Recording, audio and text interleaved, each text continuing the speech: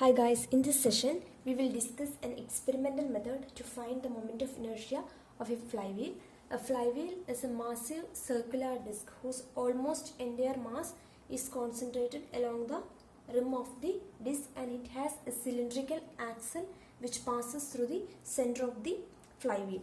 Since a flywheel is having a large moment of inertia and hence large rotational kinetic energy, it is very difficult to stop a flywheel, and hence they are used to prevent the sudden stopping of machines when thrown to gear.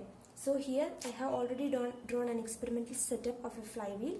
The flywheel, it has an axle, and the experimental setup is set up at a height h from the floor, and we have a mass which is attached to a cord which is loosely wound on the axle. Let the number of windings on this axle be small n, and let small r be the radius of the axle.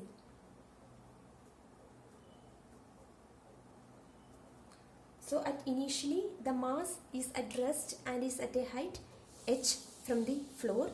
So when the mass starts falling down or descends downwards, the flywheel starts rotating, and at a point when the mass reaches the floor, the cord actually leaves the flywheel or the axle of the flywheel. So initially the mass is having a potential energy which is equal to mgh, and when the mass starts descending from the axle, the potential energy is converted into a number of terms. First one, the kinetic energy or the translational kinetic energy of this mass.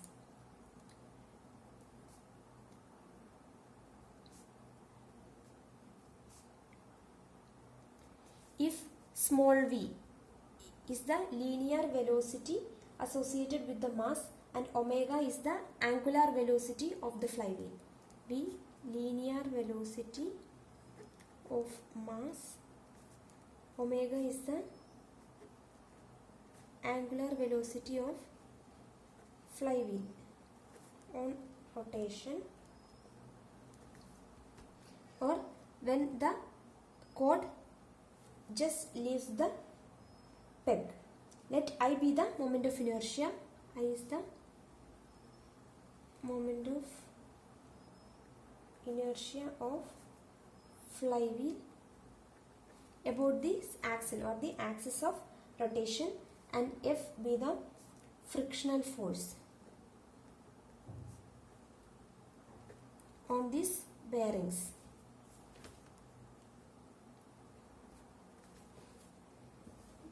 So the translational kinetic energy of the mass on motion will be equal to half mv square.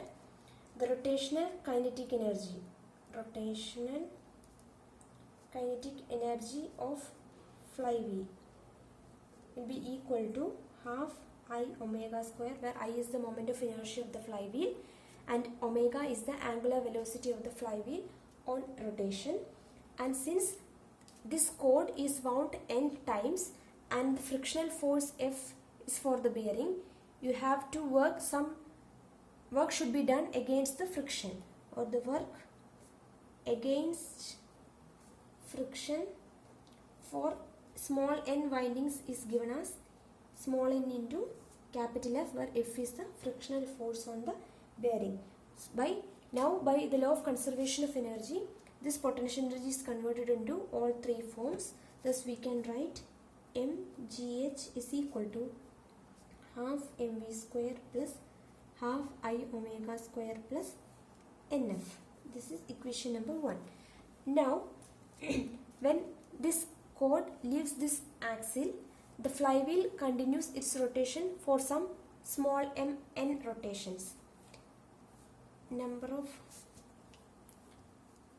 rotations of flywheel after cord leaves the peg. So let the number of rotations of the flywheel after this cord leaves the peg be capital N. Now for this rotation to take place, it has to be at the expense of this rotational kinetic energy. or the kinetic energy of the flywheel at the moment of the detachment of the cord is the work done against the friction for the further n capital N rotations. So you can write, once the cord leaves the peg, the work done against friction, work against friction will be equal to NF, which is equal to half I omega square.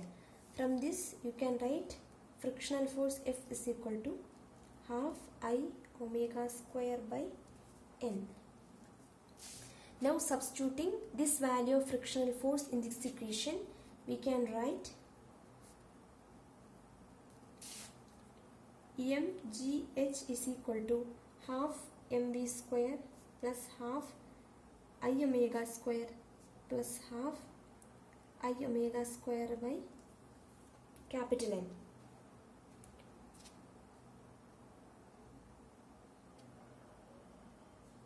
Into small n. This is equal to half mv square plus half I omega square, which is taken as common, and 1 plus small n by capital N. Now rearranging, we can write mgh minus half m, v can be written as r omega, so v square is equal to r square omega square divided by half omega square into 1 plus n by n, which is equal to I, or I is equal to, taking small m, capital N and n plus n out, you can write this as 2gh by omega square minus r square, which is our equation number 4. Thus the moment of inertia of this flywheel is given by capital I is equal to small m mass into n number of rotations after the cord leaves the peg divided by n plus small n into 2gh by omega square minus r square. Now when the cord just leaves the axle, the wheel possesses its maximum angular velocity, and after capital N rotations, the angular velocity reduces to 0. After capital N rotations, omega reduces to 0. Therefore, the average angular velocity will be equal to omega plus 0 divided by 2. This is the initial and this is the final, divided by 2, which is equal to omega by 2 if we assume a steady friction during the entire time. Thus, we can write omega by 2, the angular velocity, as 2 pi nu, where nu is the frequency, which is given by 2 pi into the number of rotations divided by time. And from here we can write omega is equal to 4 pi n by t, which is our equation number 5 here.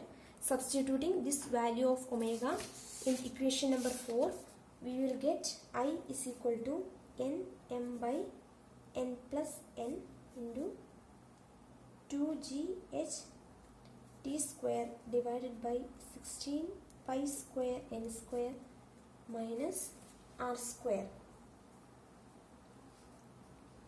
which is equal to n m divided by n plus n gh t square by 8 pi square n square minus r square, which is the expression for the moment of inertia of a flywheel.